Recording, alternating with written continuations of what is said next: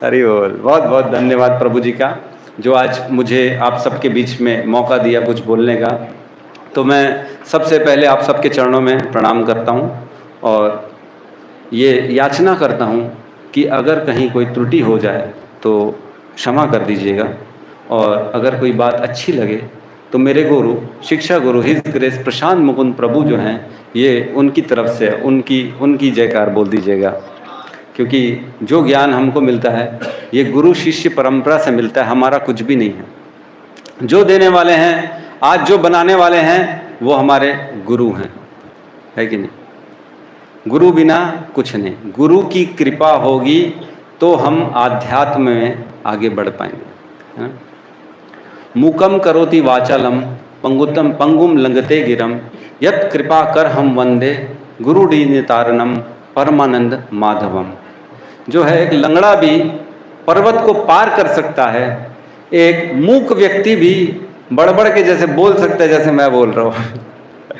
ये कैसे संभव है? ये तभी संभव है जब गुरु की कृपा हो। ये सच है, ये मेरा पर्सनल एक्सपीरियंस है। मैं पहले बोल नहीं पाता था, माइक में मैं नहीं आता था, बहुत शाय नेचर का था, मैं बहुत दूर रहता था। लेकिन पता नहीं कब से कैसे ये चालू हो गया, तो सिलसिला चल ही रहा है। तो प्रभु जी की कृपा है, गुरु की कृपा है, जो हम आज ये सब उनके वचन, श्रीमद् भागवतम, भगवत गीता, इन सब महान जो ये ग्रंथ हैं, ये स्वयं कृष्ण के अवतार हैं। श्रीमद् भागवतम और भगवत गीता तो स्वयं श्री कृष्ण ने अपने मुख से बोली हुई।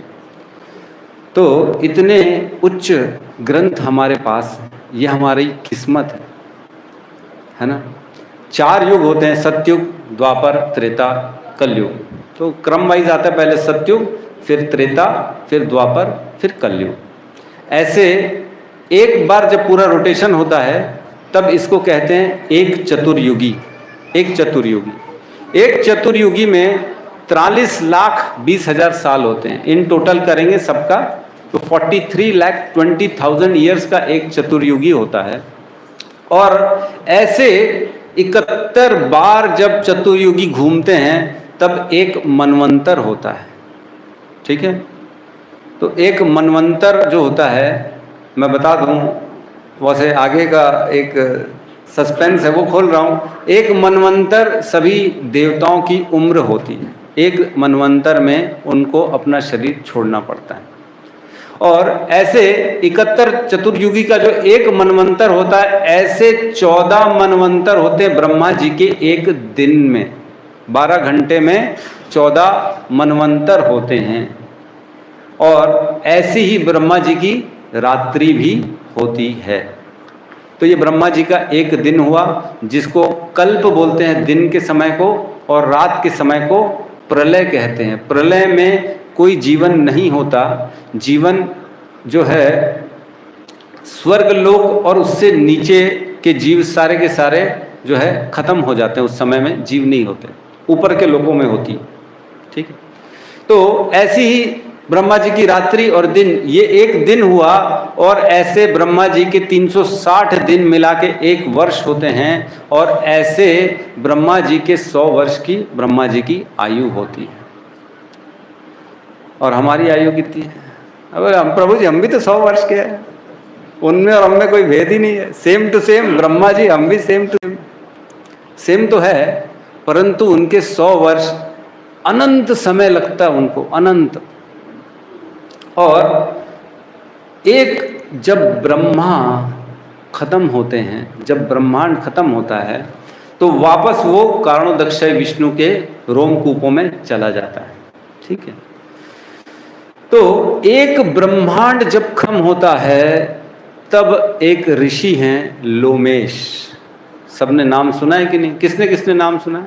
ऋषि लोमेश कथा सब जानते हैं? अरे पुरानी तो नहीं लग रही, फिर दोबारा तो नहीं बता रहे, ठीक है?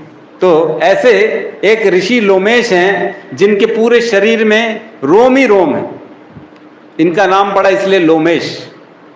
और एक ब्रह्मा जी खत्म होते हैं तब उनके रोम का एक बाल गिरता है नीचे। और उनके पूरे शरीर में रोम ही रोम है। कितनी बड़ी आयु हो गई उनकी, है कि नहीं? कोई कल्पना ही नहीं।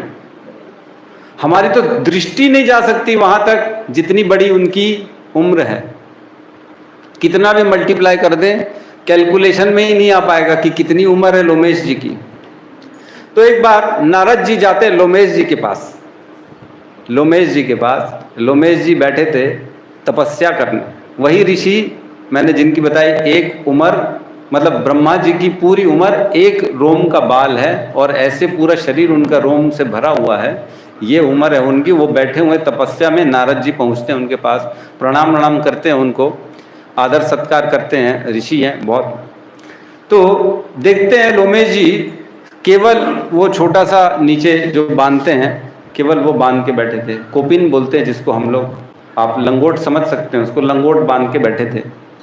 और जटाएं थी, जटाएं में जो है उनकी एक वो क्या बोलते हैं हम, जो तालपत्री सॉर्ट ऑफ वो एक फंसी हुई थी बस ऊपर। उन्होंने कुछ मतलब ऐसा छज्जा बना के रखा था ऊपर अपने बालों में। तो नारद जी बोलते हैं, प्रभु आप ये क्या कर रहे हो, कुछ ढंग का एक कुटिया उटिया बना लो, ये हाँ ऐसे क्यों हाल में बैठे हो? तो लोमेश जी क्या कहते हैं, बहुत ही इंपॉर्टेंट बात है हमारे को समझने की। लोमेश जी कहते हैं कि आयु मेरी क्षण भंगुर है, क्षण भंगुर मेरी आयु है, इस आयु में मैं क्यों कुटिया बनाऊं, क्यों अपना समय व्यर्थ करूं, ये कब छूट जाएगी शरीर मेरे से पता नहीं, मैं भगवत प्राप्ति कर लूं इसलिए मैं तपस्या कर रहा हूं। मेरे तो होश उड़ गए जब ये कथा मैं सुना। इतनी लंबी उम्र वाला व्यक्ति बोलता है कि मेरे पास समय नहीं है, मेरा शरीर कब छूट जाएगा, भगवत प्राप्ति का टाइम नहीं है, मैं घर बनाऊंगा टाइम वेस्ट होगा, छज्जा बनाऊंगा, काम करूंगा, धन कमाऊंगा, ये करूंगा। और हमारा क्या हाल है? क्यों बोले भगवत प्राप्ति तो करते रहेंगे, पहले घर बना लेते हैं, है कि नहीं? वो पहले कपड़े बड़े अच्छे मॉल में सेल लगी है? क्यों माता जी लोग डिस्काउंट सेल लगता है तो फटाफट जाती है, काम धंधा छोड़ते हैं। प्रभु जी लोग भी जाते हैं, ऐसी नहीं है खाली माता जी लोग। तो प्रभु जी और माता जी लोग सब मिलके केवल अपना भविष्य की चिंता करते हैं, मकान बनाते हैं, वस्त्र खरीदते हैं, धन संचय करते हैं। क्या सोचते हैं कि हमारा शरीर तो छूटेगा ही नहीं। कितना आश्चर्य। एक तो लोमेश ऋषि कहते हैं कभी भी शरीर छूट सकता है, और एक हम हैं जो कहते हैं आराम से करेंगे ना, अभी तो आज करे सो कल कर, कल करे सो परसों, इतनी जल्दी क्या है जब जीना है बरसों, है इतनी जल्दी क्या है, अभी तो आराम से भक्ति करेंगे, बुढ़ापा आएगा 50 55 60 साल के होंगे तब भक्ति करेंगे, इतनी जल्दी क्या है, अभी तो मजे ले लो, जीवन है। कुछ इंग्लिश में अच्छे अच्छे प्रोवर्ब आते हैं जिसमें कहते हैं enjoy the ice cream before it melts, है ना, आइसक्रीम को मजे से खा लो नहीं तो पिघल जाएगी, पिघलने के बाद क्या मजा लोगे। वैसी लाइफ है, इंजॉय लाइफ बिफोर डेथ, मरने के पहले मजे से जीवन जी लो। तो ये सब जो वाक्य है ना, ये हमारे को विचलित करने वाले हैं। हमें तत्काल इसी क्षण उठना पड़ेगा। हमारे भक्ति विनोद ठाकुर जो हमारे शील प्रभुपाद के गुरु थे, शील प्रभुपाद के गुरु भक्ति सिद्धांत ठाकुर और उनके पिताजी भक्ति विनोद ठाकुर, वो कहते थे जीव जागो गौर चंद्र बोले, कोथा निद्रा जाओ माया पीसा चीरे कोले। जीव जागो जीव जागो गौर चंद्र बोले। कौन गौर चंद्र है? चैतन्य महाप्रभु। चैतन्य महाप्रभु कह रहे हैं जीव जागो गौर चंद्र बोले, कोथा निद्रा जाओ माया पीसा चीरे कोले। कब तक माया की गोद में सोते रहोगे? उठो, जागो, अपने असली धर्म, अपने जीवन के परम लाभ के लिए प्रयास में लगो। एक बार युधिष्ठिर जी जब हम जानते हैं, आपने सबने सुना होगा, जब वो गए थे जंगल में, जब प्यास लग रही थी युधिष्ठिर जी को, तो उन्होंने भेजा नकुल सहदेव को पानी लेके आओ। तो पानी लेने गए सरोवर में, वहाँ यक्ष मिल गए, है ना, कथा सबने सुनी होगी, जो प्रश्न पूछते हैं जवाब नहीं दे पाता, फिर भेजते अर्जुन को, फिर भेजते भीम को, कोई वापस नहीं आता, सब वहीं मूर्छित पड़े हुए सरोवर के किनारे। आखिरी में युधिष्ठिर जी आते हैं। युधिष्ठिर जी जब आते हैं तब यक्ष उनसे 100 सवाल करते हैं, है ना। तो एक इंपॉर्टेंट सवाल करते हैं युधिष्ठिर से कि हे युधिष्ठिर, इस संसार में सबसे आश्चर्यजनक चीज क्या है? क्या मालूम है क्या जवाब दिया? मृत्यु।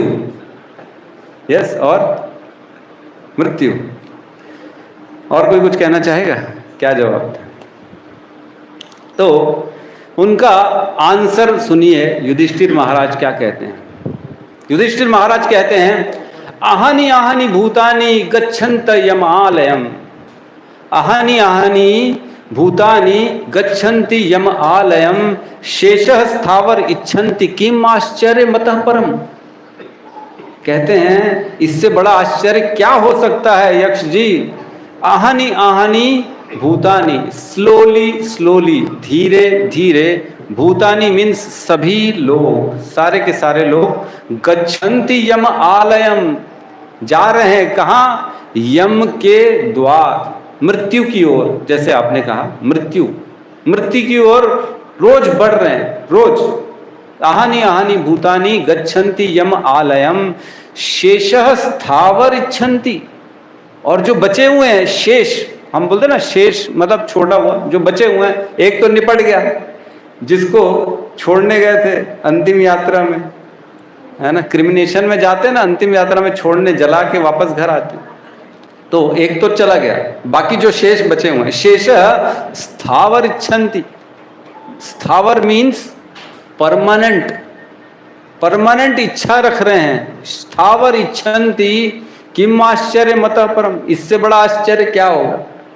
एक को तो बेचारे को अभी अभी छोड़ के आए हो, जला के आए हो, और वापस आके स्थावर परमानेंट इच्छा कर रहे हो कि मैं घर बनाऊंगा, मैं ये पाऊंगा, मैं ये सुख भोगूंगा, मेरे को ये मिलेगा, मेरे को वो मिलेगा, ऐसी इच्छाएं रख रहे हैं, स्थावर।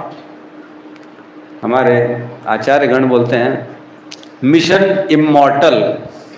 मिशन इमॉर्टल मतलब हर व्यक्ति अपने आप को जीवन ऐसा प्लान करके रखा है कि वो कभी मरेगा ही नहीं। इमॉर्टल मतलब अमृत, क्या बोलते हैं? अमृत बोले, इमॉर्टल, अमर अमर अमर अमर है वो, अमर, अमरता का वरदान प्राप्त है। कभी कोई अपनी मृत्यु के बारे में नहीं सोचता, ये सबसे बड़ा विडंबना।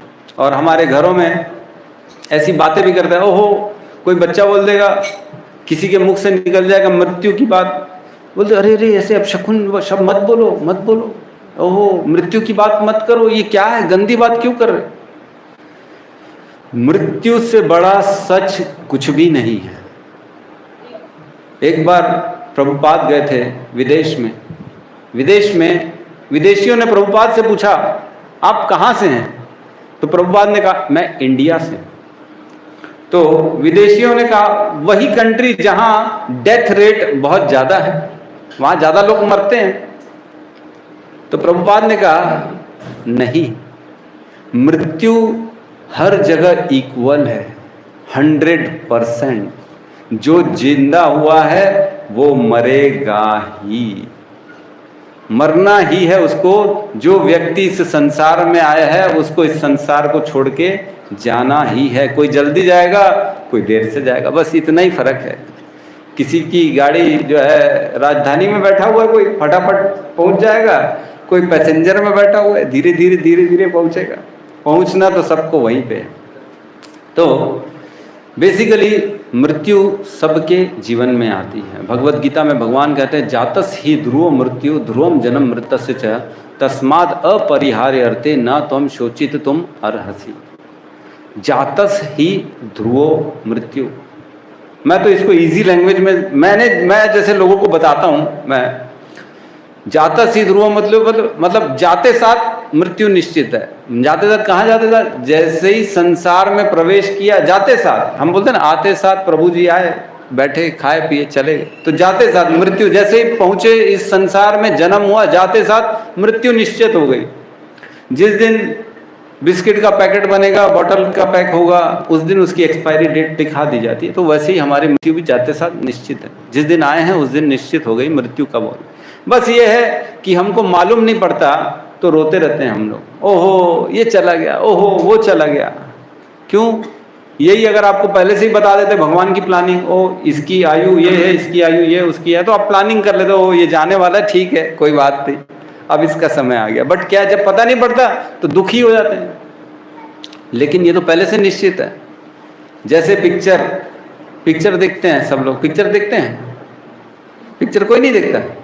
देखते हैं, बहुत लोग देखते हैं, मैं नहीं देखता, लेकिन पहले देखता था। तो एक पिक्चर आई थी पहले, ब्लैक पिक्चर, मैं देखने गया था सिनेमा हॉल में, अमिताभ बच्चन की थी। वो सब रो रहे हैं उस पिक्चर को देख के, इतनी भावुक पिक्चर थी। मेरे बाजू में मेरा दोस्त बैठा था, वो रो रहा था, आंख से आंसू निकल रहे, और मैं हंस रहा था।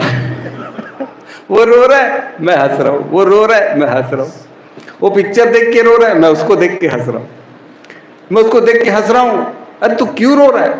बोलते देख कितना गलत हो रहा है अमिताभ बच्चन के साथ, इसके साथ। अरे मैंने कहा वो तो स्क्रिप्ट है मेरे भाई, वो तो खाली लिखा है, तुम्हारे सामने प्रदर्शन कर रहे हैं, ऐसा है थोड़ी, पहले से निश्चित है जो है। तो ऐसे ही हमारी स्क्रिप्ट पहले से लिखी जा चुकी है, बस हम उसमें किरदार के जब रूप में आते हैं तब हम भावुक हो जाते हैं, और हमको पता नहीं पड़ता, ऐसा लगता है ओहो मेरे साथ ऐसा घटना हो गया, वैसा घटना हो गया। तो ये सब पहले से निश्चित है, ये भगवान की लीलाएं हैं। तो हम इसी सब्जेक्ट को आज उठाने आए हैं, मृत्यु के बारे में थोड़ी सी चर्चा करेंगे। एक श्लोक है, बहुत ही सुंदर श्लोक है, बहुत ही प्रिय श्लोक है, 11.9.29, 11.9.29। ये श्लोक जो है श्रीला भक्ति सिद्धांत सरस्वती ठाकुर जो थे उनका प्रिय श्लोक है। हमारे आचार्य के आचार्य का प्रिय श्लोक, मतलब कितना दम है इस श्लोक में। जब ये श्लोक, जब उनकी कथा होती थी ना, अक्सर वो इस श्लोक का वर्णन करते थे, और जब इस श्लोक का वर्णन करते थे उनकी आंखों से अश्रुधारा बहती थी। अश्रुधारा बहती है क्या किसी की आंखों से? हमारे नहीं बहती, हम तो मजे लेते रहते हैं। खैर, कृष्ण भक्त हमेशा मजे ही ले रहता है, उसको कोई टेंशन नहीं रहता, वो उसको मालूम है जो करेंगे, ठाकुर जी बैठे हैं, हम कौन होते सोचने वाला, हमारे साथ होना ही क्या है, जो होना है होगा, ठीक है।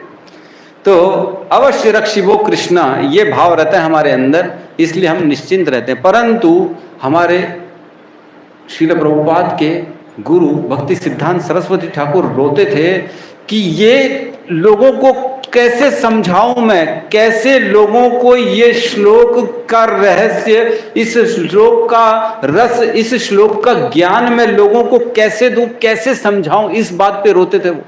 हम जैसे लोगों के लिए रोते थे कि ये लोग कब समझेंगे इस श्लोक का मतलब। बहुत इंपॉर्टेंट श्लोक है। मतलब अगर मैं अपनी बात कहूं, मेरा ये प्रिय श्लोक है, बहुत प्रिय श्लोक है। जब सुनता हूँ वाकई में मेरे को लगता है कि कैसे उनकी भावना किस स्तर तक हमारे गुरु श्रील भक्ति सिद्धांत सरस्वती ठाकुर सोचते थे हम जैसे लोगों के लिए। तो अगर ये श्लोक है सबके पास तो साथ में उच्चारण कर सकते हैं। 11.9.29, अगर नहीं है तो मेरे पीछे पीछे दोहराएंगे, कोई दिक्कत नहीं। मैं पहले एक एक वर्ड बोलता हूँ, साथ में दोहराइए। लब्ध्वा सुदुर्लभम इदम बहु संभवन्ते मानुष्यम अर्थदम अनित्यम अपीह धीर तूर्णम यतेत न पतेत अनुमृत्यो यावत् निःश्रेयसात् विषयः खलु सर्वतः स्यात्। अब एक एक लाइन बोलता हूं तो साथ में कोशिश करिएगा। लब्ध्वा सुदुर्लभम इदं बहु संभवन्ते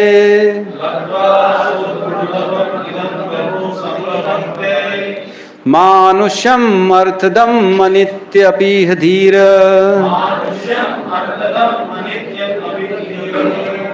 तूर्णम यतेत न पतेत नो मृत्यु यावत्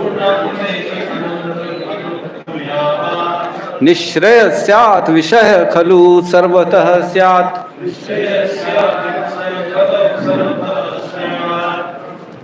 बहुत इंपॉर्टेंट श्लोक है। एक एक वर्ड को हम पकड़ेंगे इसका और समझने की कोशिश करेंगे क्या कह रहे हैं इस श्लोक में। ये श्लोक श्रीमद् भागवतम का है जिसकी रचना श्रील वेद व्यास ने की है ना। भागवतम महापुराण जो है, श्रीमद् भागवतम की जय। लब्ध्वा, लब्ध्वा मीन्स कुछ मिला है, पाना, पाना जैसे प्रभु कह रहे हैं पाना, मैंने कुछ प्राप्त किया है। लब्ध्वा अर्नड, कई बोलते हैं ना हमने मेहनत करके पाया है। मेरे पिताजी बोलते थे मैंने मेहनत की है, बहुत मेहनत की है, जो सच में की बेचारे। उन्होंने कुछ लेके भी नहीं गए, वो तो वैसी फटी वाली पैंट पहनते थे, मैंने देखा। कोई आसक्ति नहीं थी उनकी, किसी चीज में आसक्ति नहीं थी, सब छोड़ के गए। पैसे बहुत थे प्रभु मेरे पिताजी के पास, लेकिन कभी भोग में उन्होंने 1 रुपया भी अपने लिए नहीं डाला। हमारे पास नहीं होता तो भी कर्जा लेके मजे करते हैं। बट ठीक है, यहाँ कह रहे हैं लब्ध्वा, मैंने ऐसी चीज कोई प्राप्त हुई है, प्रॉफिट हुआ है, मेहनत किया प्रॉफिट मिला है। लब्ध्वा कुछ हासिल हुआ है। और सुदुर्लभम, ऐसी चीज मिली है जो सुदुर्लभ है। सुदुर्लभ मतलब दुर्लभ तो दुर्लभ होती है, रेयर, मतलब कभी मिलनी नहीं, बहुत मुश्किल से रेयर मिल जाती। जैसे डायमंड, डायमंड हो गया रेयर होता है, कहीं नहीं मिलता डायमंड, बहुत मुश्किल से मिलता है। सुदुर्लभ मतलब कोहिनूर डायमंड, करोड़ों अरबों में एक, सुदुर्लभ है ना। जैसे डायमंड, समन डायमंड खुद रेयर है, लेकिन उससे भी रेयर कौन सा है? कोहिनूर डायमंड, जो सुदुर्लभ है, बड़ी बड़ी बहुत मुश्किल से मिलता है, बहुत मुश्किल से। तो ऐसी चर्चा चल रही है, ऐसा कुछ प्राप्त किया है जो सुदुर्लभ है। क्या किसी ने कुछ ऐसा प्राप्त किया है जो सुदुर्लभ है? कुछ है ऐसा आपके पास जो बहुत बहुत मुश्किल से मिलता? नहीं है, किसी के पास कुछ भी नहीं। कृष्ण भक्ति कृष्ण भक्ति, यस, मनुष्य जीवन, वाह। और बस सुदुर्लभ, ऐसी चीज प्राप्त हुई है जो बड़ी मुश्किल से, बहुत बहुत बहुत मुश्किलों से प्राप्त होती है। इदम, ये परिस्थिति, ये आज का समय, ये जो समय आज का प्राप्त हुआ है, ये समय सुदुर्लभ है, जो कि प्राप्त हुआ है, जो बड़े बड़े जतन से, मुश्किल से प्राप्त हुआ है। इदम क्या?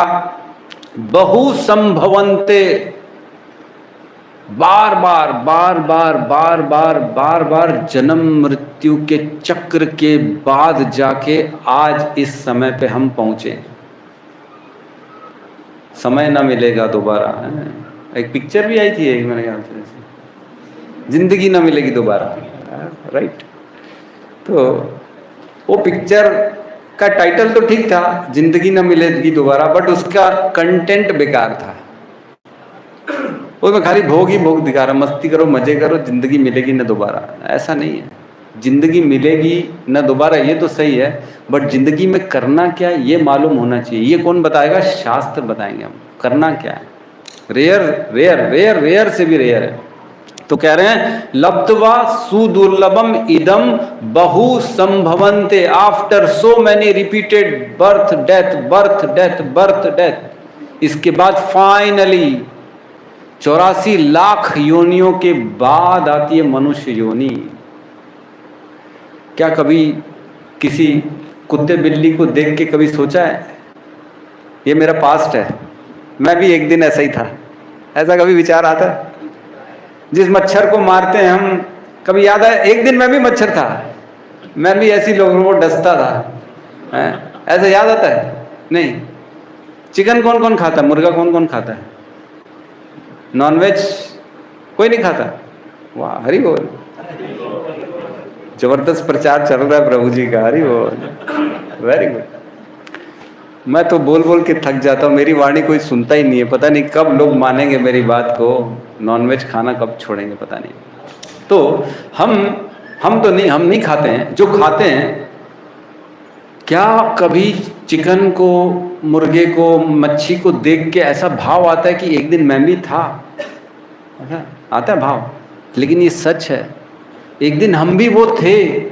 हर जीव, हर प्राणी, हर योनि में हम रह के आ चुके हैं। उसके बाद एक दिन कुत्ता थे, एक दिन बिल्ली थे, सांप थे, बिच्छू थे, मच्छी थे, मच्छर थे, मक्खी थे, कॉकरोच थे, सब थे हम। और फाइनली आज मनुष्य जीवन मिला है। बधाई हो सबको, बहुत बहुत शुभकामनाएं। आप सब मनुष्य योनि में हैं, आपका स्वागत है।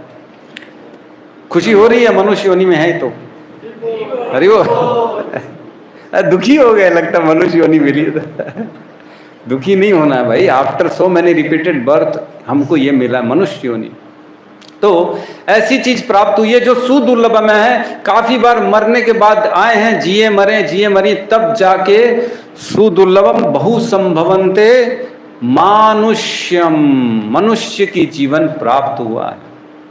ये जीवन 9 लाख कहते हैं, 9 लाख जलजा 9 लक्षाणी, जल में रहने वाले 9 लाख योनिया है ना, तरह तरह species of life in aquatic is 9 lakhs। हवा में उड़ने वाले 10 लाख, पक्षी जो बर्ड्स होती हैं अलग अलग तरह की। 11 लाख रेंगने वाले कीड़े, छोटे छोटे कीड़े जो होते हैं वो 11 लाख। 20 लाख वृक्ष पौधे जो स्थावर हैं, जो चल नहीं सकते अपनी जगह से, वो 20 लाख। 30 लाख वो जो 4 पैर वाले पशु हैं जो चल सकते हैं। और 4 लाख योनियां हैं मनुष्य योनि। 83,99,999 क्रॉस करके फाइनली मनुष्य योनि में आके हम पहुंचे हैं। मनुष्य योनि बहुत इंपॉर्टेंट है, ये योनि मजाक नहीं है। इसको बहुत सीरियस लेना पड़ेगा। अगर एक बार भी ये छूट गई, कितना बड़ा नुकसान होने वाला है, आप कल्पना भी नहीं कर सकते हो कितना बड़ा नुकसान होने वाला है। मेरी बेटी MBBS कर रही थी, मैंने उससे पूछा कि बेटी इसी की तैयारी करनी थी, तो ऐसे ही मैंने पूछा कि बेटा एक शरीर, मनुष्य शरीर जो एक शरीर है मेरा, आपका, किसी का भी, एक शरीर में कितने जीव रहते हैं? इस पूरी पृथ्वी की पॉपुलेशन कितनी है मालूम है किसी को? 800 करोड़। सही कहा प्रभु जी ने, लगभग 800 करोड़ इस पूरी पृथ्वी की पॉपुलेशन है ना। तो 800 करोड़ मेरे ख्याल से 8 मिलियन बोलेंगे उसको, million, 1 million, billion, 1 billion, 8 billion बोलेंगे 800 करोड़ को। एक मनुष्य योनि में कितने जीव होते हैं? 100 ट्रिलियन। 8 बिलियन जीव इस पूरे पृथ्वी में सिर्फ मनुष्य हैं, लेकिन एक मनुष्य शरीर के अंदर 100 ट्रिलियन जीव रहते हैं। मेरे तो वाइसर घूम गए, ओहो ये क्या है, इतने जीव एक शरीर के अंदर। तो 800 शरीरों के, 800 बिलियन शरीरों के अंदर कितने जीव? उसके बाद पशु अलग है ना, जलचर अलग है, वृक्ष अलग है, ये सब जीव हैं, ये सब योनियां हैं। इन सब को क्रॉस करके मनुष्य योनि आपको मिली है, हमको मिली। कितनी रेयर है, कितनी मुश्किल से मिलती है। मैंने एक आचार्य सीनियर भक्त से पूछा कि कितनी दुर्लभ है प्रभु जी मनुष्य योनि, मेरे को, हम लोग तो बद्ध है, मैंने अक्ल नहीं है, हमको समझ में नहीं आता, आसान आसान में भाषा में बताओ ना, करना क्या, बोलना क्या, इसका मतलब क्या चाह रहे हैं, बोलना क्या चाह रहे हैं। सुदुर्लभ सुदुर्लभ सुदुर्लभ मनुष्य तन पावा, सब ग्रंथन यही गावा। हम सब सुन तो रहे सुदुर्लभ, बट है कितना, समझे कैसे, बुद्धि कैसे काम करे। तो उन्होंने बताया एक समंदर है, एक मान लो एक समंदर है बहुत बड़ा, और उस समंदर में एक लकड़ी का पाटा तैर रहा है। उस लकड़ी के पाटे में एक छोटा सा छेदा है, और उस समंदर में कहीं पे किसी कोने में एक कछुआ रहता है जो कभी कभी ऊपर आता है फिर नीचे चला जाता है। तो बोले कितनी संभावना है कि वो कछुआ उस लकड़ी के छेदे से ऊपर आएगा। क्या संभावना है, आ जाएगा, आएगा। एक समंदर है, उसमें एक लकड़ी का पाटा है इतना ही बड़ा, उसमें एक छेदा है और वो तैर रहा है लकड़ी का पाटा, और उसी समंदर में कहीं पे एक कछुआ है। क्या संभावना है जब वो ऊपर आएगा तो उस पाटे के मुख से अपना, उस छेदे से मुख निकालेगा। बोले इतनी संभावना है कि मनुष्य योनि मिलेगी। छूट गई तो इतनी ही संभावना है। मैं क्या कैसी मजाक कर रहे हो, मैंने कहा गुरुजी ऐसा तो मत करो। बोले इसलिए जागो जागो, करना क्या जीवन में ये समझो, भगवत गीता पढ़ो, भागवतम पढ़ो, तब तो समझ में आएगा कि जीवन मिला क्यों है। खाली भोग भोगने के लिए थोड़ी मिला है जीवन। मैंने कहा नहीं समझ में आया, अभी मेरे को खुद समझ में नहीं आया। बोले ठीक है, एक और एग्जांपल देता हूं। बोले पूरी पृथ्वी में कितनी मिट्टी है, कितनी मिट्टी है पूरी पृथ्वी में, कितनी मिट्टी है, भयंकर मिट्टी, कोई कल्पना ही नहीं। एक एक ट्रक तो यहीं पे 10-10 ट्रक यहां मिल जाएंगे हमारे को, 10-10 ट्रक। बोले और नाखून के अंदर कितनी मिट्टी होती है। बोले इतनी ही चांस है अगला योनि मनुष्य का मिलना। मतलब इतने लोग, जितने पृथ्वी में मिट्टी के कण हैं, उनमें से जितने कण हमारे नाखून में होते हैं, उतने ही लोगों को अगला शरीर मनुष्य मिल सकता है। बस ये संभावना है। क्या हम विचार कर सकते हैं कितनी संभावना। एक समंदर का जो बीच होता है, जो समंदर गए होंगे, गोवा कौन कौन गया है? सब घूमने फिरने वाले नहीं, यस माता जी गई। तो गोवा के बीच में विशाखापट्टनम गए होंगे, यहाँ पुरी तो गए होंगे, कम से कम पुरी तो गए होंगे। पुरी गए, ठीक है, अच्छे हो भक्त, अच्छे। तो पुरी गए हैं सब लोग। पुरी की जो समंदर का किनारा होता है, रेत ही रेत होती है, उसमें से अगर एक कण उठाते हम रेत का, और वो एक कण हमारे हाथ से छूट जाए, तो दोबारा वही कण हमारे हाथ में आएगा। ये क्या चांस है? कोई चांस नहीं है। इतना ही चांस है मनुष्य योनि प्राप्त होगी। ये दुर्लभता है, ये सुदुर्लभ है मनुष्य तन। तो क्या कह रहे हैं? लब्ध्वा सुदुर्लभम इदम बहु संभवन्ते मानुष्यम। ठीक है, अब पा तो लिए, आ तो गए मनुष्य योनि में, अब करना क्या है? मुद्दे की बात बताओ। मनुष्य योनि तो प्राप्त हो गई, अब करना क्या है? तो कह रहे हैं मानुषम अर्थदम, अर्थदम। तो मनुष्य जीवन में अर्थ मीन यूजफुल, इसका उपयोग किया जा सकता है किसी भी कार्य के लिए। किसी को पढ़ना है, किसी को MBA करना है, किसी को नौकरी करनी, किसी को घर का पालन करना है, तो वो अपने उद्देश्य पूर्ण कर सकता है मनुष्य जीवन में। क्या कोई कुत्ता उद्देश्य पूर्ण कर सकता है? नहीं। कोई बिल्ली नहीं, कोई शेर, कोई नहीं। अगर हम कुत्ते बिल्ली को पत्थर मारेंगे तो क्या करेगा? कुत्ता बिल्ली चला जाएगा, वो भाग जाएगा। वो बोले यहाँ रहना ठीक नहीं, ये लोग ठीक नहीं है, मारते हैं यहाँ पे। लेकिन मनुष्य को पत्थर मारेंगे तो वो आके आपसे पूछेगा, भैया क्या तकलीफ है, क्यों मार रहे हो, क्या है तुम्हारे को तकलीफ बताओ। आहार निद्रा भय मैथुनम च एतत् भी पशु भी समाना, सामान्य में तत् पशु भी समाना, धर्मान ही एतेषाम अधिको विशेष, धर्महीन पशु भी समाना।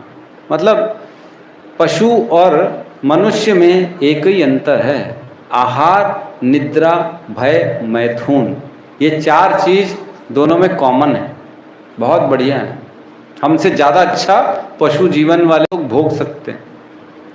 हम कितना मीठा खा सकते हैं, थोड़ा ज़्यादा खाएंगे तो शुगर हो जाएगा, तकलीफ हो जाएगी, बीमारी घर आ जाएगी। चींटी रोज शक्कर ही शक्कर खाती, शक्कर ही शक्कर, उसको कुछ नहीं होता, उसका शरीर बना ही भोगने के लिए, मीठा खाने के लिए। हम अपने शरीर से किसी भी सीमा से बाहर नहीं जा सकते, किसी भी सुख में, आहार हो चाहे भय हो चाहे मैथुन हो चाहे निद्रा हो, एक लिमिटेड। कोई सो नहीं सकता, 6 महीना कोई सो सकता है क्या? नहीं सो सकता। लेकिन एक भालू है 6 महीने सोता है, वो सुना होगा है, उत्तरी पोलर बियर बोलते शायद, पता नहीं कौन सा पोलर बियर 6 महीने सोता है। अरे बाप, इतना सोता है।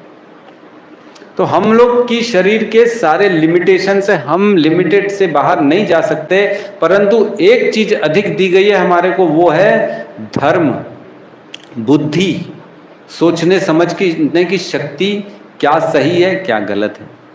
अर्थ दम, अर्थ इसको यूजफुल बना सकते हैं।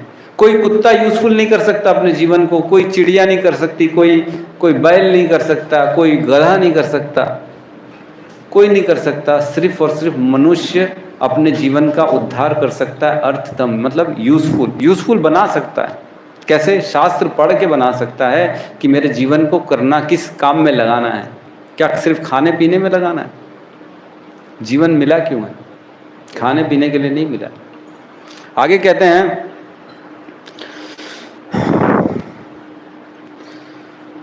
अनित्यम, अनित्यम, अनित्यम मीन्स टेम्पररी, कभी भी छूट जाएगा।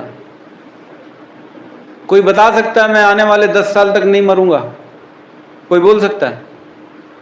कोई नहीं हाथ उठा सकता, कोई भी नहीं, कोई भरोसा नहीं। कल छूट जाए, परसों छूट जाए, 2 साल, 6 साल, 8 साल, 10 साल, पता नहीं कब शरीर छूट जाए हमारा। शरीर का कोई भरोसा नहीं है ना। तो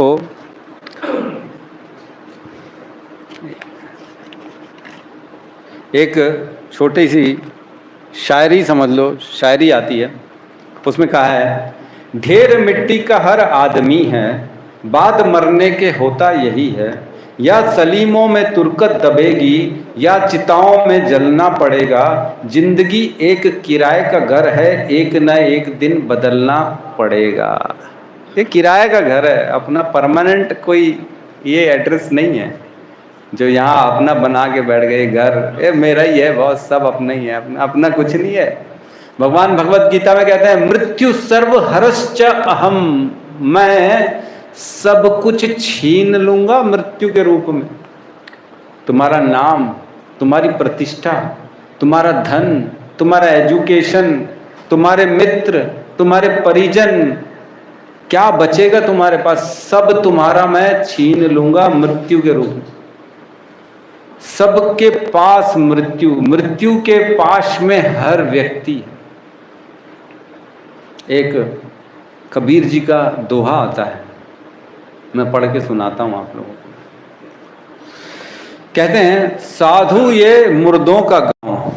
उसमें कहते हैं, पीर मरे पैगंबर मरी है जिंदा जोगी, राजा मरी है प्रजा मरी है वैद्य और रोगी। कौन कौन मरा है? पीर मरे हैं, पीर तो संत टाइप के महापुरुष होते हैं, वो भी मरे हैं। आज तक ऐसा कोई संत नहीं है जो जिंदा हो, सब निपट चुके हैं। पैगंबर मरी है, जो खास खास भगवान का संदेश लेके आते हैं, वो तक चले गए, उनका भी पलायन हो चुका है। मरी है जिंदा जोगी, ऐसे ऐसे योगी एक एक टांग में खड़े होके सालों साल भगवान की तपस्या की है, वो भी निपट रहे हैं, सब निपट रहे हैं। और राजा मरी है, राजा भी सब जा चुके, कोई राजा जिंदा नहीं है आज तक। प्रजा मरी है, सारी प्रजा जा चुकी है राजा के पीछे पीछे। मरी है वैद्य और रोगी, इवन डॉक्टर वैद्य जो लोगों का जीवन बचाते हैं वो भी निपट चुके हैं। एक बार तो मैं कथा सुन रहा था इस गृहस्थ प्रशांत मुकुंद प्रभु की, उसमें बताते हैं एक डॉक्टर था बड़ा, कार्डियोलॉजिस्ट, कार्डियो सर्जन, लोगों का हार्ट के ऑपरेशन करता था। वो ऑपरेशन कर रहा था, एक बार ऑपरेशन करते करते उसी को हार्ट अटैक आ गया और वही मर गया।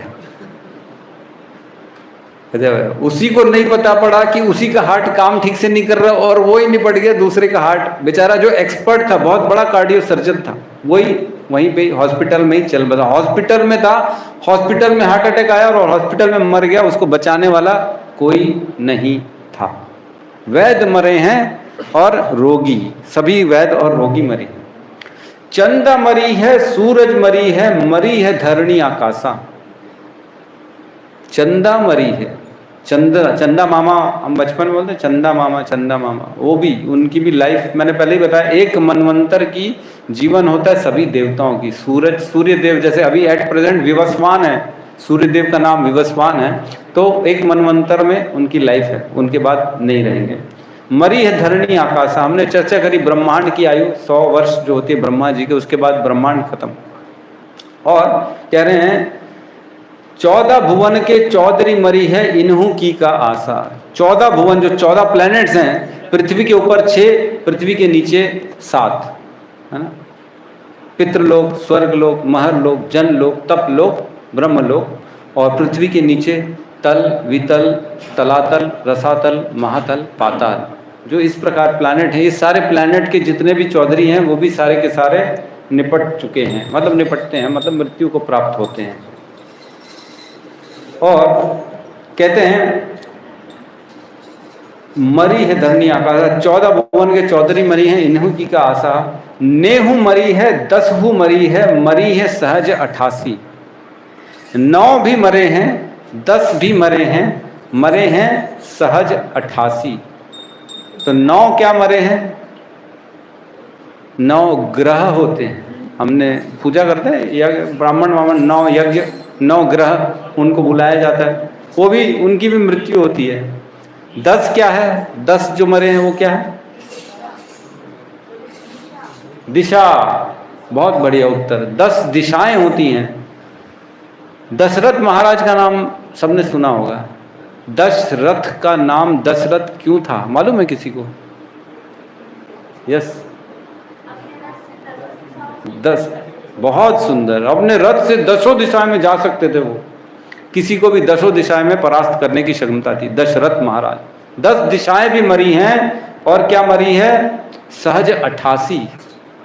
88 सहज 88 मतलब 88,000। 88,000 कौन मरे हैं? शौनक आदि ऋषि। शौनक आदि ऋषि जो सूत गोस्वामी से श्रीमद् भागवतम की कथा सुन रहे थे नैमिषारण्य में, वो भी सारे के सारे पलायन हो गए, उनका भी, वो भी जा चुके हैं। और क्या? 33 कोटि देवता मरी है बड़ी काल की बाजी। 33 करोड़ देवी देवता सब मरते हैं, काल के सामने कोई नहीं टिकता, काल सबको लेके जाता है। और क्या कह रहे हैं? नाम अनाम अनंत रहत है, दूजा तत्व न कोई, कहे कबीर सुनो भई साधो, भटक मरो मत कोई। कबीर जी सबको बता रहे हैं कि एक ही चीज़ है जो अनंत है, नाम, भगवान का नाम, जो हम लोग गाते हैं रोज सुबह, हरे कृष्णा कृष्णा कृष्णा हरे हरे, हरे राम राम राम हरे हरे।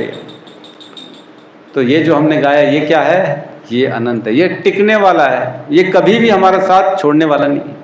ये नाम, सत्य तो नाम है। शिव जी कहते हैं, उमा कहूँ मैं अनुभव अपना, हरि भजन सत जगत सब सपना। ये जगत जो है ये केवल सपना है, सपना। जैसे हम सपना देखते, सुबह उठते जागते खत्म हो जाता सपना, वैसी जीवन भी ऐसी है, ये अवधि है, ये काल है, ये खत्म हो जाएगा, छूट जाएगा, फिर बचेगा कुछ भी नहीं। तो वैसे ही यहाँ कह रहे हैं नाम जो है भगवान का वो सत्य है, बाकी दूजा तत्व न कोई, दूजा कोई तत्व नहीं इस संसार में जो नाम के सामने टिक सके। ठीक है, तो कहने का मतलब है अनित्य, अनित्यम, हम जो है अनित्यम जगत में फंसे हुए हैं। ठीक है, उसके बाद क्या कहते हैं, अपीह धीर। अपीह धीर मीन्स जो धीरवान व्यक्ति होते हैं, जो समझदार होते हैं। अब इतना तो समझ में आ गया, लब्ध्वा सुदुर्लभम इदम बहु संभवन्ते मानुष्यम अर्थदम अनित्य अपीह। अब धीरवान व्यक्ति को यहाँ तक आ गया, सब समझ में आ गया कि मेरे को मिला है मनुष्य शरीर, बहुत मुश्किल से मिला है, बहुत रेयर है, बड़ा सावधानी से इसको यूज करना है, कभी भी छूटने वाला है, कुछ भी हो सकता है। तो धीरवान जो बुद्धिमान व्यक्ति होते हैं, है ना, भगवान ने भगवत गीता में कहा है, देहिनाम अस्मिन यथा देहे कौमरम यौवनम जथा तथा दियांतर प्राप्त धीरस तत्र न मुह्यते। जो धीरवान व्यक्ति होता है, जो समझदार बुद्धिमान व्यक्ति होता है, वो चीज़ों को समझता है। वो जो धीरवान है वो समझता है, क्या समझता है और वो क्या करता है, आगे कहते हैं वो धीरवान व्यक्ति तूर्णम, तूर्णम यतेत न पतेत। तूर्णम मीन्स क्विकली, तुरंत, जब उसको पता पड़ गया ये मनुष्य जीवन कितना मुश्किल से प्राप्त हुआ है, अब वो तुरंत लगेगा काम पे। क्या काम पे लगेगा, तूर्णम यतेत, यतेत मतलब प्रयास में लगेगा। कौन से प्रयास में लगेगा, न पतेत, प्रयास करेगा, कब तक करेगा, न पतेत, जब तक उसका पतन न हो जाए, तब तक लगा रहेगा, काम में लगा रहेगा। एक पिक्चर आई थी, पता नहीं कौन सी थी, मैं नाम भूल रहा हूँ, लेकिन उसमें कहते हैं एक व्यक्ति ने पूरे पहाड़ को छेनी हथौड़ी से तोड़ तोड़ के पूरा रास्ता बना दिया है। माझी माझी माझी रास्ता बना दिया, पूरा पहाड़ को छेनी हथौड़ी से काट काट के, पूरा जीवन एक पहाड़ में लगा दिया। मैं आश्चर्य कर रहा था, क्या कर दिया पूरे जीवन को। जो जेसीबी 4 दिन में कर देता, वो तो पूरे जीवन लगा के वो काम कर रहा। इतना भगवान का नाम लेता तो कहाँ का कहाँ पहुंच जाता। खाली एक फोकट का रास्ता बनाने में तूने पूरा जीवन लगा दिया, माझी रे ओ माझी। तो न पते मतलब जब तक हमारा पतन नहीं हो जाए तब तक लगना है, ऐसे फालतू कार्यों में नहीं लगना है।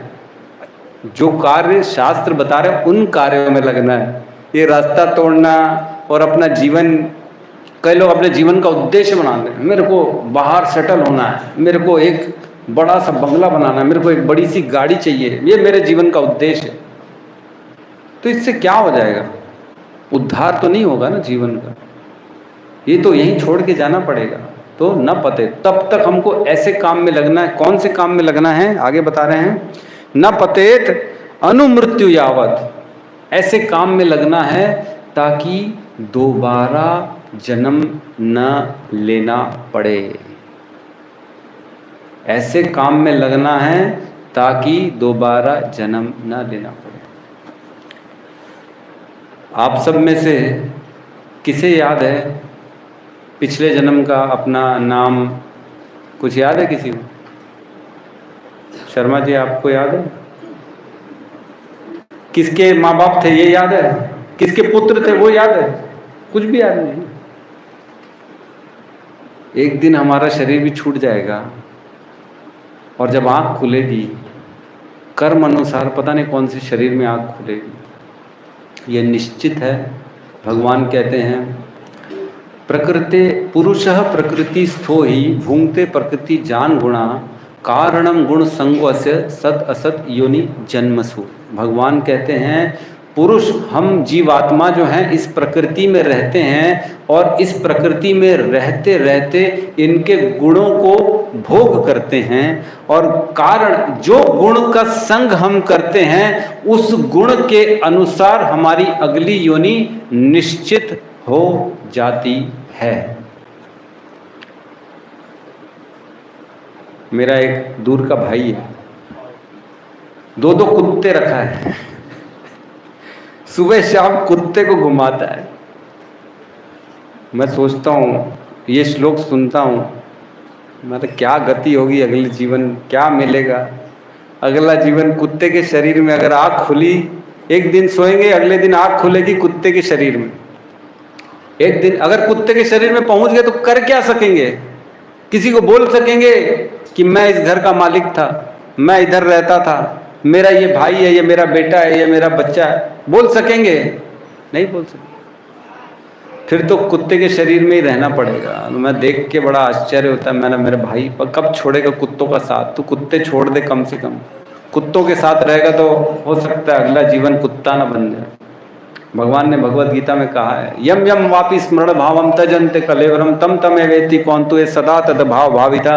अंत काल में तुम जिसका स्मरण करोगे हे कुंती पुत्र, निश्चित तौर से उसी योनि में तुम्हारा जन्म होगा। ये विषय, ये गहरे विषय कौन बताएगा हमें?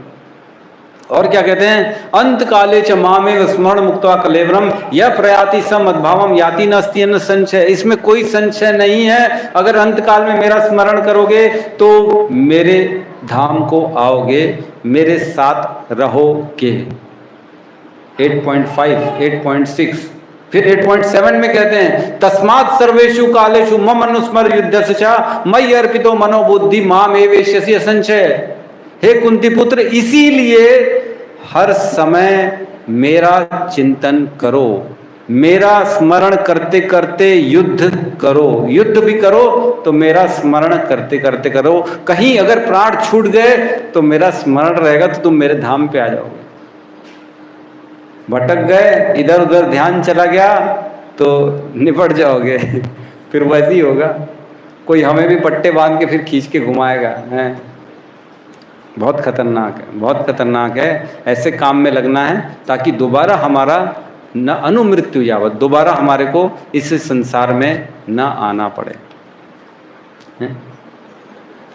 पुनरपि जननम पुनरपि मरणम पुनरपि जठरी जठरे शयनम यह संसारे बहु दुस्तारे कृपा अपाहे आप कृपा अपाहे पारी मुरारे।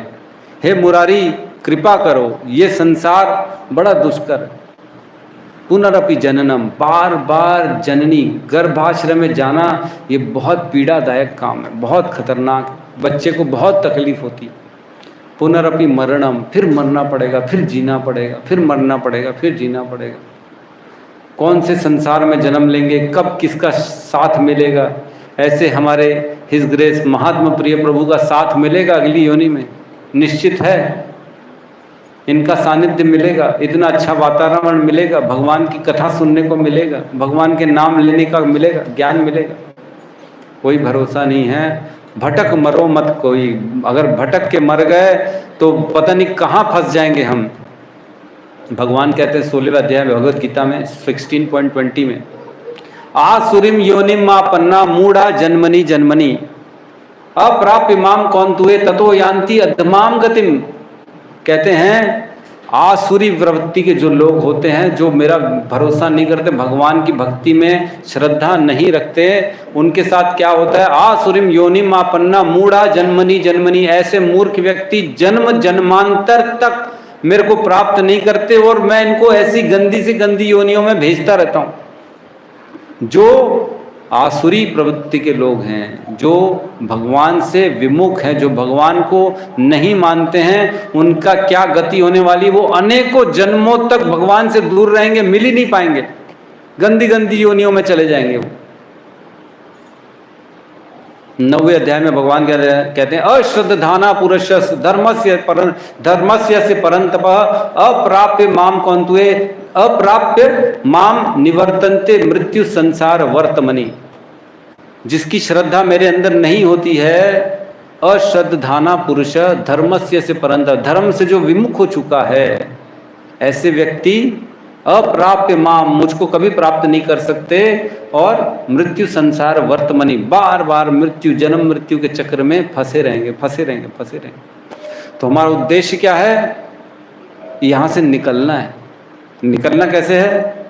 हमारे प्रहलाद महाराज कहते हैं कौमरम आचरित प्रज्ञा धर्मान भागवत नीय सुदुर्लभ मानुषम जन्म तदपि ध्रुवम अर्थदम। मतलब ये जो मनुष्य जीवन है बड़ा सुदुर्लभ है, इसको बचपन से भक्ति में लगाओ। कौमरम आचरित प्रज्ञा, कौमर मतलब 5 साल की उम्र से भक्ति में इसको लगाओ ताकि इसका उद्धार हो सके, इसमें अर्थ प्राप्ति है ना। सुदुर्लभ मनुष्य जन्म तदपि ध्रुवम अर्थदम, इसका कोई भरोसा नहीं है लेकिन इससे अर्थ स्थापित हो सकता है। बुद्धिमान व्यक्ति वो होता है जो कम लागत में ज्यादा पैसा कमाता है कि नहीं? बोले कई लोग तो है प्रभु जी मैंने 1 रुपया नहीं लगा लेकिन आज करोड़ों रुपए कमा लिए। तो लोग वाह क्या होशियार है, कितना बुद्धिमान है, ऐसी चीज कमा लिया, कुछ भी नहीं था फिर भी कमा लिया। तो अगर हम इस अनित्य शरीर को लगा के शाश्वत भगवान का धाम प्राप्त कर लेंगे तो हमसे ज्यादा इंटेलिजेंट कोई होगा क्या? कोई नहीं होगा। ये तो कभी भी छूट जाएगा शरीर, लेकिन इस शरीर का यूज करके शाश्वत हमेशा के लिए भगवान के धाम में पहुंच जाएंगे तो हमसे बड़ा बुद्धिमान कौन होगा? कोई नहीं होगा। बहुत आसान है, कलयुग में भगवत प्राप्ति बहुत आसान है। परीक्षित महाराज को सुखदेव गोस्वामी कहते हैं, कलयुग के गुण बताते हैं। कले दोष निधे राजन अस्ति ही एको महान गुण कीर्तना देव कृष्ण से मुक्त संग परम व्रजेत। हे परीक्षित महाराज, इस कलयुग के बहुत बहुत गंभीर गंदे परिणाम है, गंदा है कलयुग, इसमें बहुत दोष हैं, गंदे गंदे दोष हैं। हम सब देखते हैं कितना क्या गंदगी हो रही है, कोई किसी को छोड़ ही नहीं रहा। मर्डर, रेप, चोरी, डकैती, गंदगी बढ़ती जा रही। कले दोष निधे राजन अस्ति ये एक महान गुण लेकिन है, कौन सा है? कीर्तना देव कृष्ण से मुक्त संग परम। कृष्ण का केवल नाम लेने से मुक्ति मिल जाएगी, मात्र नाम लेने से। ये मर्म है भगवान का नाम लेना। हमारे जीवन का उद्देश्य क्या? What is the target goal of life? Shrimad Bhagavatam इसका उत्तर है। जीवन का परम लाभ क्या है वो बताते हैं श्रीमद् भागवतम के दूसरे कैंटो में। एतावान सांख्यया योगाभ्याम स्वधर्म परिनिष्ठया जन्म लाभ परह पुंसाम अंते नारायण स्मृति। क्या है परम लाभ जीवन का?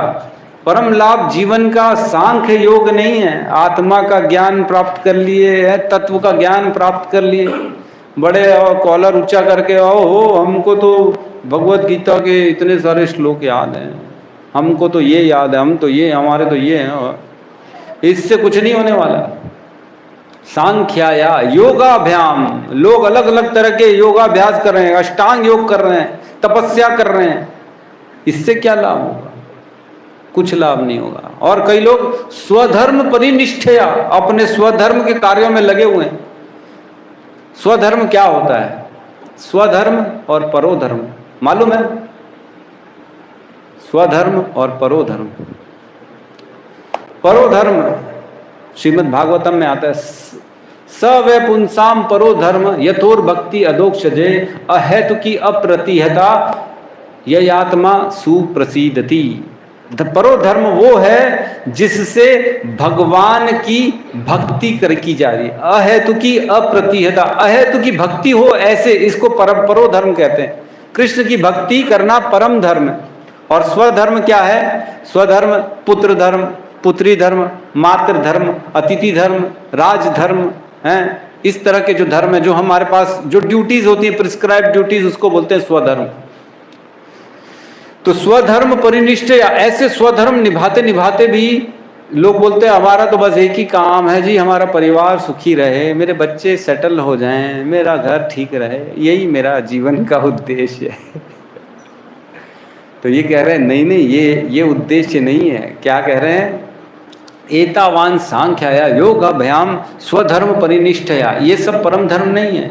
जन्म लाभ पर पुंसाम, जन्म का लाभ तो तभी है, सबसे श्रेष्ठ लाभ वही है जब अंते नारायण स्मृति, अंत काल में भगवान का नाम का स्मरण आ जाए। इससे बड़ी उपलब्धि तो है ही नहीं। श्रीमद् भागवतम कह रहा है, श्रीमद् भागवतम जो सभी शास्त्रों का निचोड़ है। निगम कल्पतरो गलितम फलम, ये सभी शास्त्रों का निचोड़ फल का रस है। निगम कल्पतरो गलितम फलम, सुख मुखाद अमृत द्रव्य संयुक्तम, पिबत भागवतम रसमालयम, मुहुर्रहो रसिका भुवि भावुका। भुवि भावुका जो थॉटफुल लोग होते हैं, जो समझदार व्यक्ति होते हैं, वो इसका रस का आस्वादन रोज करते हैं। समझदार व्यक्ति जो होते हैं वो इसको समझते हैं और इसी में लगते हैं। तो क्या कह रहे हैं आगे, अनित्यम अनुमृत्यु यावत, लास्ट लाइन फिर आते हैं, निश्रेयसाद विषय खलु सर्वतः स्यात्। तो ऐसे कार्य में लगाओ अपने आप को जो निश्रेयसाय, जो सबसे बड़ा उद्देश्य जीवन का, उसमें लगाओ, भक्ति में लगाओ। भगवान के नाम से बड़ा उद्देश्य कुछ भी नहीं है। भगवान कहते हैं सर्वधर्मान परित्यज्य मामेकम शरणम व्रज अहम तम स्वर पापे भी मोक्षयिष्यामि मा शुचा। मेरे शरण में आओ, मैं तुमको सभी पापों से मुक्त कर दूंगा और तुम्हारी मुक्ति निश्चित है। मोक्षयिष्यामि मा शुचा, निश्चित है, मेरे धाम पे तुम मेरे साथ चलोगे। सब धर्मों का परित्याग कर लो।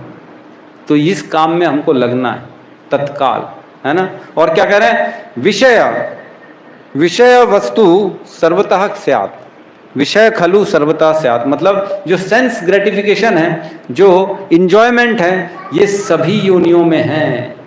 ऐसा नहीं है कि मनुष्य योनि में है, सभी योनियों में सेंस ग्रेटिफिकेशन है, वो सब में मिलेगा, उसकी चिंता मत करो, वो मिलेगा। तो कह रहे हैं इन सब को छोड़ के हमको इस संसार में भक्ति में लगना है, जो सबसे श्रेष्ठ कार्य है। ठीक है, तो एक श्लोक मैं बताना चाहता हूँ, श्रीमद् भागवतम 4:23-27, है ना। ये कहते हैं, तेषां दुरापम किम तु अन्यन मर्त्यानां भगवत पदम भुवि लोलायुषो ये वै नैष्कर्म्यम साधयन्तु यत्। अर्थात इस भौतिक जगत में प्रत्येक मनुष्य का जीवन काल लघु है, किंतु जो भक्ति में अनुरक्त हैं वे श्री भगवान के धाम वापस जाते हैं, क्योंकि वे सचमुच मोक्ष के मार्ग पर लगे होते हैं। ऐसे लोगों के लिए कुछ भी दुर्लभ नहीं है। ये बता रहे हैं कि जो भक्ति में लगे रहते हैं वो सही रास्ते में लगे हैं और उनको पाने के लिए, मतलब उनके पास दुर्लभ कुछ भी नहीं है, वो सब कुछ हासिल कर सकते हैं भक्ति के द्वारा, सब कुछ मिल जाएगा। भगवान की भक्ति में इतनी शक्ति होती है कि हमको सब कुछ प्राप्त हो जाता है। तो जीवन का उद्देश्य हमको ये समझना है। भगवत गीता में भगवान ने बहुत जगह बताया है कि हम सब जन्म मृत्यु के चक्कर में फंसे हुए हैं, है ना। ऐसे बहुत से श्लोक हैं जिसमें ये बताया गया है कि अगला योनि कौन सी होगी, किस पे डिपेंड करता है ना। यान्ति देवव्रता देवान पित्रान यान्ति पुत्रवता, किसकी पूजा करोगे अगली योनि उनके धाम में पहुंच जाओगे, है ना। तो इच्छा द्वेष समुत्थेन दंदु में है भारत सर्वभूतानि सम्मोहम सर्गे यान्ति परंतप। इच्छा द्वेष के कारण हम इस संसार में फंसते हैं। इच्छा करते हैं तो दोबारा आ जाते हैं, इच्छा द्वेष के कारण ये चाहिए वो चाहिए ये चाहिए, और इच्छा अधूरी छूट गई तो दोबारा इस संसार में आना पड़ेगा। तो ये सारे कारण हैं, इनसे परे होना चाहिए हमको। जो बुद्धि जो बुद्धिजीव हैं, जो समझदार लोग हैं, वो इंद्रिय तृप्ति में नहीं लगते हैं, वो अपने आप को जीवन की सबसे श्रेष्ठ कार्य में लगाते हैं, जो कि भगवान की भक्ति है। तो इस प्रकार हमको सबको भक्ति में लगना चाहिए। प्रभु जी 5 मिनट्स मोर, ठीक है। 5 मिनट का प्रभु जी ने मेरे को और टाइम दिया है। तो हाँ, प्रश्न में एक बार क्या हुआ, एक धोबी को डायमंड मिल गया रास्ते में। तो धोबी को डायमंड की वैल्यू मालूम नहीं थी।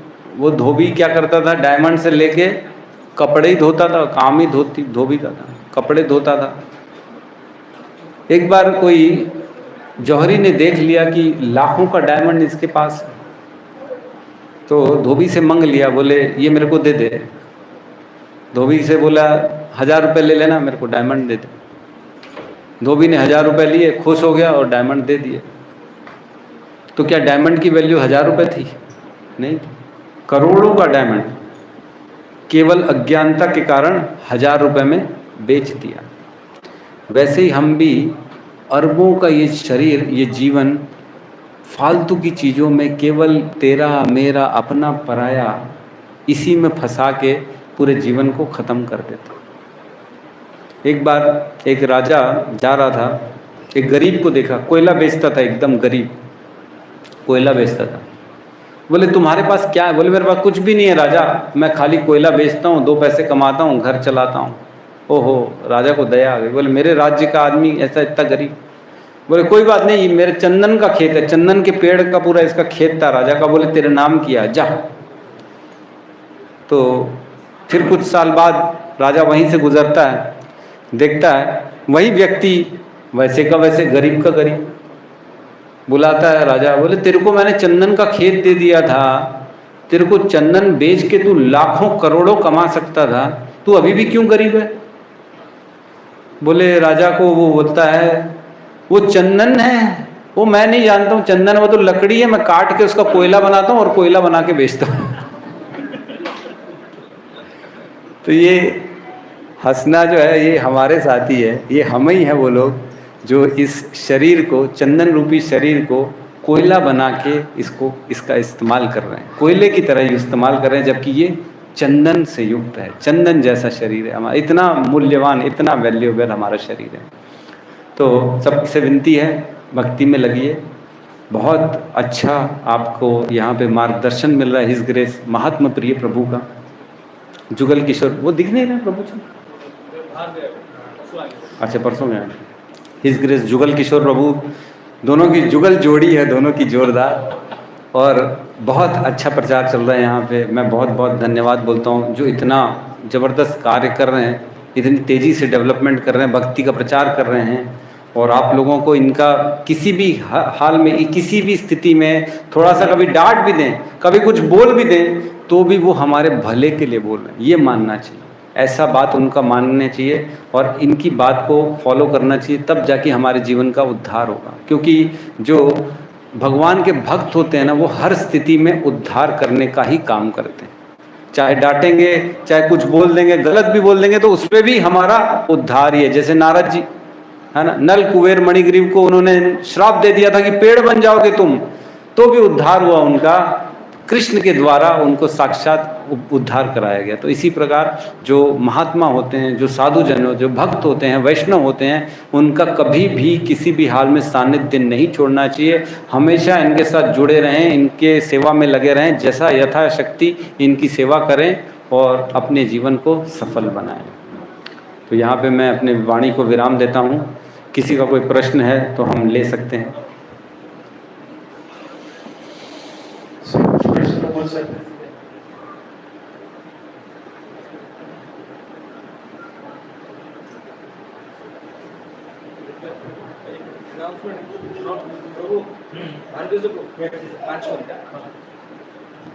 हरे कृष्णा। हरे कृष्णा। तो हम हृदय से आभार प्रकट करेंगे इस माधवाचार्य प्रभु जी का। बहुत ही बिजी शेड्यूल है प्रभु जी का, अपना खुद का बहुत बड़ा बिजनेस है और वहाँ से समय निकाल के हमारे ऊपर, बिलासपुर के भक्तों के ऊपर कृपा कर रहे हैं। प्रभु जी की फैमिली भी आई हुई है, आपको भी बहुत बहुत स्वागत है इस्कॉन बिलासपुर में। हम लोग एक बार हरे कृष्ण महामंत्र बोल के उनका धन्यवाद करेंगे सब लोग। हरे कृष्णा कृष्णा कृष्णा हरे हरे, हरे राम राम राम हरे हरे। और रिक्वेस्ट करें कि प्रभु जी को कि बार बार आए और हमें इस संग प्रदान करें। हरे कृष्णा। और कुछ अनाउंसमेंट्स हैं, जैसे